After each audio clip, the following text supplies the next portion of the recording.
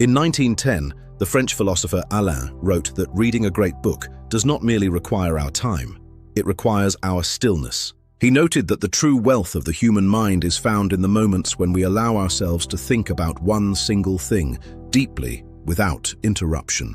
Today, that stillness has become an endangered resource.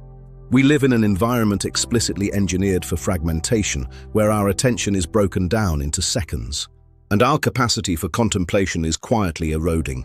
In this video essay, we open the pages of Nicholas Carr's seminal work, The Shallows, to examine the cognitive science of how our digital landscape is physically reshaping the architecture of our brains, and explore how we can consciously rebuild our power to focus. For decades, scientists believed that the adult human brain was completely fixed, that once our neural pathways were formed, they could no longer change. But modern neuroscience has revealed a beautiful yet cautious truth. Our brains possess neuroplasticity. They are constantly adapting to the tools we use. When mankind transitioned from oral storytelling to the printed word, our brains adapted to sustain linear, deeply focused thought. Reading a long book forced the mind to build rich, complex mental frameworks, strengthening the areas of the brain responsible for critical analysis and deep memory consolidation. However, the digital environment demands a completely different set of mental habits. When we browse the modern web, we are not reading linearly, we are skimming. We are bombarded with hyperlinks, notifications, and interactive elements.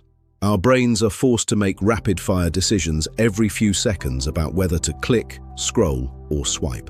This process creates what cognitive psychologists call a heavy cognitive load. Because the working memory is completely overwhelmed by processing the distractions of the medium itself, it never has the chance to transfer information into our long-term memory. We are trading depth for speed, and in the process, we are losing our capacity for deep, sustained contemplation. To truly understand why our focus feels so fragile today, we have to look past the screens themselves and examine the chemical landscape of the human brain. Our minds are guided by dopamine, a neurotransmitter historically responsible for driving exploration, learning, and survival. In natural environments, dopamine is released when we anticipate a reward. It is the biological engine that kept our ancestors searching for food or mapping new territories. But this system possesses a unique vulnerability that behavioral psychologists discovered in the mid-20th century: the power of unpredictability. When a reward is guaranteed, the dopamine loop completes and your mind returns to a state of rest. But when a reward is uncertain, when you might receive something wonderful or nothing at all, the brain enters a loop of perpetual anticipation. The dopamine baseline never drops. The mind stays locked in a state of high alert. Every time we refresh a digital feed or check a notification, we are engaging with this exact paradox. We do not know if the next scroll will bring meaning or irrelevance. This unpredictability turns our devices into cognitive slot machines.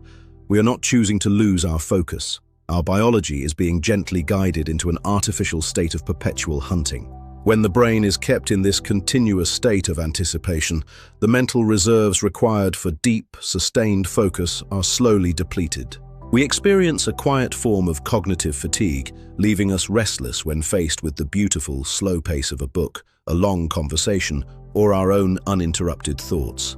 The cost of this constant fragmentation goes far beyond simple productivity. When we lose the ability to hold our attention on a single narrative or a complex idea, we lose something fundamental to the human experience: the capacity for deep memory formation. Human memory operates in two distinct stages. Our working memory acts as a tiny, fragile holding pen. It can only hold a few pieces of information at a time. Long-term memory, however, is a vast repository where ideas are connected, synthesized, and turned into deep wisdom. The transfer requires time, stillness, and deep focus. When we are constantly interrupted by notifications or the urge to skim, the holding pen overflows. The brain is forced to spend all its energy simply processing incoming data, leaving no resources to build the deep neural connections that form true understanding. We become highly informed, yet culturally shallow. We possess millions of data points, but very little context. This is the silent crisis of our digital age. We are trade-offs, replacing the rich, deeply rooted forest of human thought with a vast, hyper-efficient, but shallow stream of information. But recognizing the architecture of the trap is the first step toward reclaiming our mental landscape. Reclaiming your capacity for deep focus does not require a radical rejection of modern technology. It requires the conscious design of friction. Just as tech companies spend billions removing friction to keep you clicking, you must intentionally build friction to protect your peace. The first step is establishing a sanctuary hour. Dedicate the first 60 minutes of your day to complete digital stillness. Before your mind is exposed to the algorithmic demands of the world, allow your prefrontal cortex to wake up naturally. Read a chapter of literature, write in a journal, or simply sit with your thoughts. The second step is practicing monotasking by design. When you sit down to read or work, make the conscious decision that for the next 30 minutes, you will do exactly one thing. If an urge arises to check a device, acknowledge the dopamine impulse, let it pass, and gently bring your attention back to the page. Our minds are not hardwired to be fractured. They are built to explore the deep depths of human thought, creativity, and emotion. The architecture of your focus belongs entirely to you, and it can always be rebuilt. Step away from the stream, reclaim your stillness, and protect your repository. Subscribe to The Repository, your think tank channel today.